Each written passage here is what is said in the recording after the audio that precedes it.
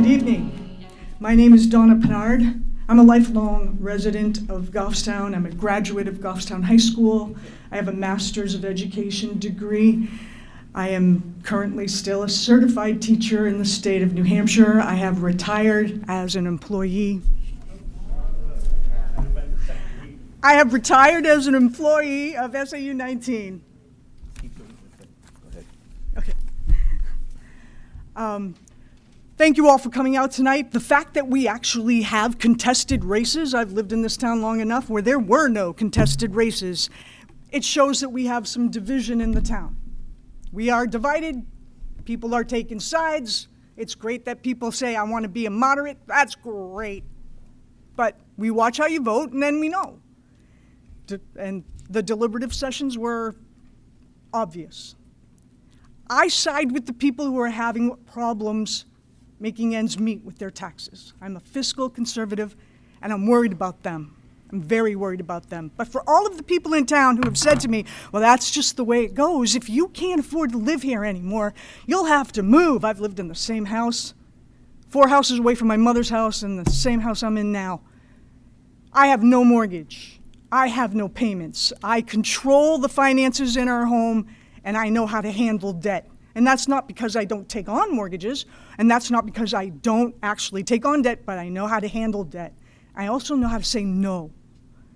I have self-control, which allows me. And you might say, okay, well, Donna, you're out of debt and you don't have any mortgages, and that's because you're old. And I would agree with you. Being old does help. You had that time to get that mortgage gone. However, the same thing that my father taught me, I taught my daughter. My oldest daughter, not married, so on a single paycheck, managed to pay off her house by the time she was 40, and has no car payments, no other payments. She is debt-free because we know how to take on debt, how to handle debt, how to pay it off quickly, and how to be debt-free is freedom. And we care about the people who are struggling. By the way, my daughter, as a side gig, for free, if anybody needs any help, trying to get their expenses under control, she'll help you for free. You know, those people say, well, help you get out of debt for $3,000. She'll do it for free. We're also divided in regards to worldviews. Recently, my husband and I got a puppy, and my 6-year-old grandson said to me, Meme, what did you name the puppy? And I said, Eden. And he said, like the Garden of Eden from the Bible? And I said, yes, buddy, that's exactly the Eden I'm talking about. Yep, that's what we named Eden. I have a Christian worldview. I have a 38, my youngest is 38, my other 2 are in their 40s. I indoctrinated them. I've had all kinds of people in town tell me, you indoctrinated your kids. Yes, I did. Proudly so. God doesn't have any grandchildren, so they all got baptized on their own. So eventually they got to choose, and they all chose. I indoctrinated my kids. That's my parental right to indoctrinate my kids. But as a high school teacher, as a middle school teacher, I didn't bring that to the classroom. I didn't bring my Christian worldview to the classroom.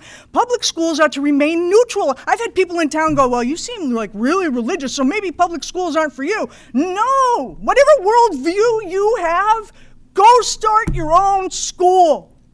Because your worldview doesn't belong in the public schools either, just like my Christian worldview doesn't belong there. Go start your own school. Now, I agree that Christians have often exited and gone and started their own school, which makes you all think that that's where they should go. No, it means you go somewhere if you don't like it. That's what it means. So if you want to acknowledge the fact that this town is divided, and you want someone to serve on the board who knows how to say no fiscally and also knows how to say no to worldviews and to keeping it neutral, vote for me. Thank you.